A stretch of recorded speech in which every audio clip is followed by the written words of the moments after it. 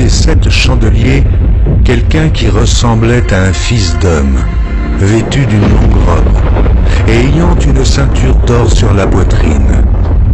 Sa tête et ses cheveux étaient blancs comme de la laine blanche, comme de la neige. Ses yeux étaient comme une flamme de feu.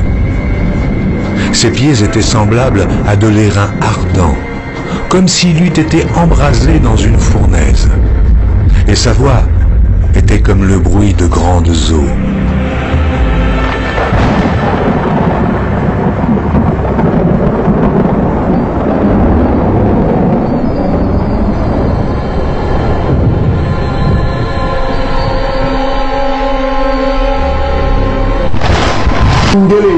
Donc, Edom, c'est les Mindélé. Pour ceux qui doutent, ils peuvent aller voir ces vidéos que nous mettons sur l'écran. Vous comprendrez qui est Edom. On a déjà défini cela selon l'esprit de Tatanzam. Kembo kembo na Tatanzambi ya mazulu. Kembo kembo na mfumo wetu Isaya Kongo. Bonjour à tous les Bantous partout où vous êtes, que le Tout-Puissant bénisse son peuple partout où ils sont. Et aujourd'hui, nous venons avec beaucoup de gravité pour vous donner encore l'histoire du peuple Bantou. Nous avons beaucoup de faits ici qui prouvent que les anciens Israélites étaient des Noirs. On repense toujours à notre frère Samba. Dans le commentaire, a montré qu'il avait beaucoup d'ignorance. Et nous sommes ici pour aider notre frère, comme pour aider nos frères nombreux qui sont encore captifs de l'église catholique diabolique d'Édom.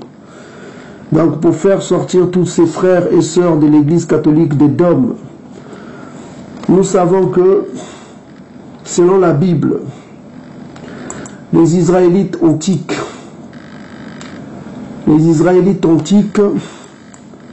et les Africains se confondaient. Les autres peuples confondaient les Israélites antiques avec les Africains, les Égyptiens. Si vous allez dans le livre de la Genèse, chapitre 50, versets 8 à 11, vous lirez vous-même que les Cananéens Touti, les Cananéens Oromo, les Cananéens africains ont confondu les 12 tribus aux Égyptiens. Ils ont pris les 12 tribus d'isolés comme des Égyptiens. Ils les ont appelés les Égyptiens, alors qu'ils n'étaient pas Égyptiens. Et si vous allez dans Exode chapitre 2, versets 17 à 19, les filles de Madian ont confondu Massa, celui que vous appelez Moïse, Massa. Ils l'ont pris pour un Égyptien. Et si vous allez dans le livre, le Nouveau Testament, dans les Actes des Apôtres, chapitre 21, versets 35 jusqu'à 37, l'apôtre Paul, que vous appelez Paula, dont le nom était Sola, que vous appelez Saül, Sola chez les Congos, ça veut dire le choix. Et plus tard, son nom est devenu Paula, ça veut dire mouillé, sanctifié. C'est celui que vous appelez Paul, c'était Paula, ça veut dire mouillé, sanctifié. Et lui-même, Paula, a été pris pour un Égyptien. Alors, qu'est-ce que cela veut dire? Cela veut dire que les Égyptiens et les Hémites, c'est-à-dire les fils de Cham, étaient des Noirs. Parce que les autres peuples les prenaient pour des Noirs. On a vu les Cananéens ont pris les Égyptiens, les Bantous comme des Égyptiens. Ils ont pris les tribus d'isolés comme des Égyptiens. Les filles de Madian ont pris Massa comme un Égyptien. Et les Édomites romains ont pris Paula comme un Africain. Donc, ne vous trompez pas, la Bible est vraie, les choses ont été cachées, mais les choses se révèlent.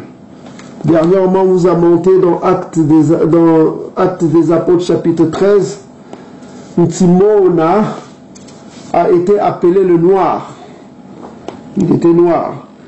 Mais aujourd'hui, on va vous montrer, on va passer à la partie historique, parce que le frère Samba a donné des références historiques. Il a parlé des Édomites. Et nous allons lui montrer, nous allons aller dans le même sens, puisqu'il aime plus écouter les Édomites que les prophètes Congo.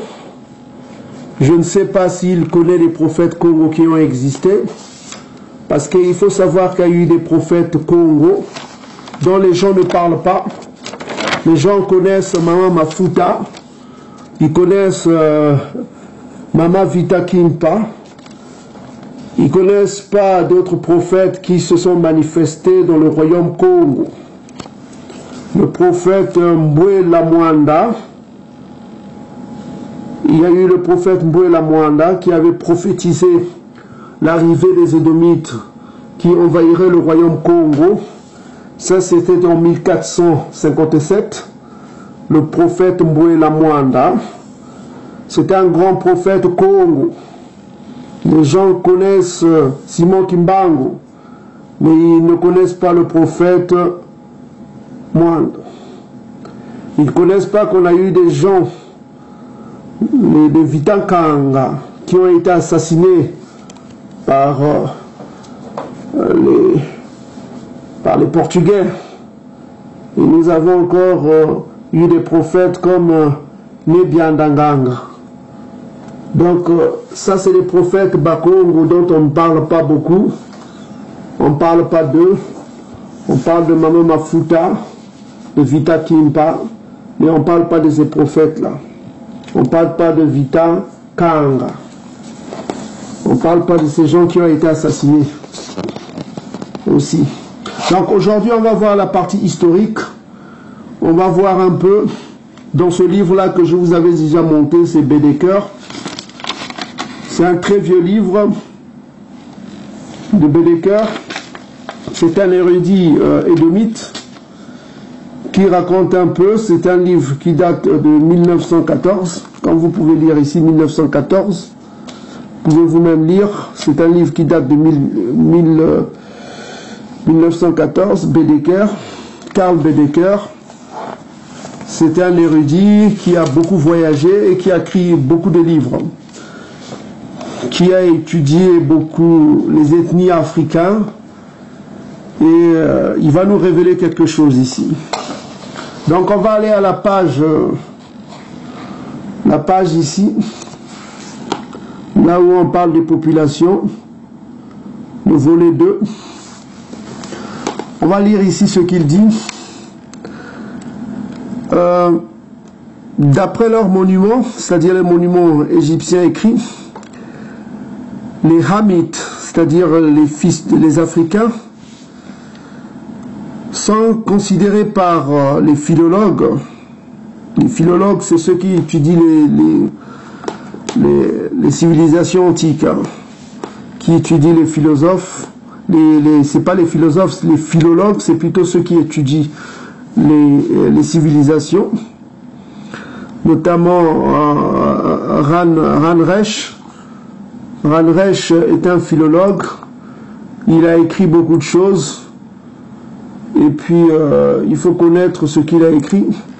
Donc vous pouvez voir sur l'écran, c'est Léon Ranresh. C'était un philologue autrichien, Osterweich. Ça c'est en allemand. Tout est écrit en allemand parce qu'il n'y a pas la version française sur Wikipédia.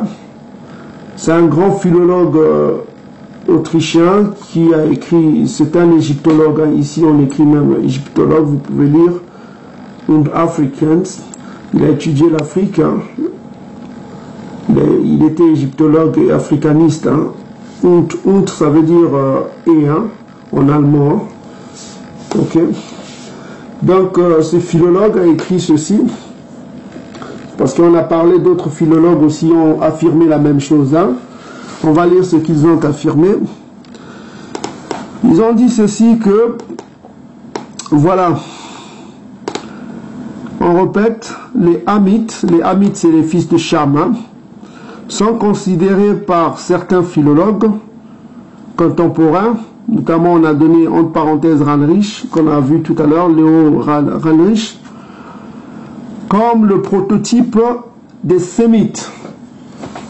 Comme le prototype des Sémites, c'est-à-dire les Hamites. Prototype, ça veut dire proto. Type, ça veut dire photo proche, proto. Photo proche, c'est-à-dire une photo, une copie caractéristique des Sémites. Donc les Sémites étaient comme les Hamites, c'est-à-dire ils ressemblaient aux Hamites. C'est justement ce qu'on vient de lire dans la Bible. On prenait les Sémites pour les Hamites. Et ici on confirme cela que les Hamites étaient les prototypes des Sémites. Et puis on dit que ils ont présenté les caractéristiques les plus élémentaires et les plus primitifs. Voilà. Donc les Hamites et comment on appelle, et les Sémites, ils étaient des Noirs. Ils étaient des Noirs, c'est ce qu'ils veulent nous dire ici. Donc, ça c'est des vérités que les gens ne savent pas. Ça c'est les vieux livres que les gens ignorent, c'est un très vieux livre. C'est vraiment intéressant ce livre-là. C'est là où on vous avait montré dernièrement, là où on a parlé que les Ouest africains c'est des Hamites. Ceux qui sont en Afrique de l'Ouest en majorité. Et ce livre-là, je vous le recommande, c'est Bédéker. Vous en trouverez, c'est des livres très très chers maintenant, parce que c'est des ventes aux enchères, tout ça comme ça.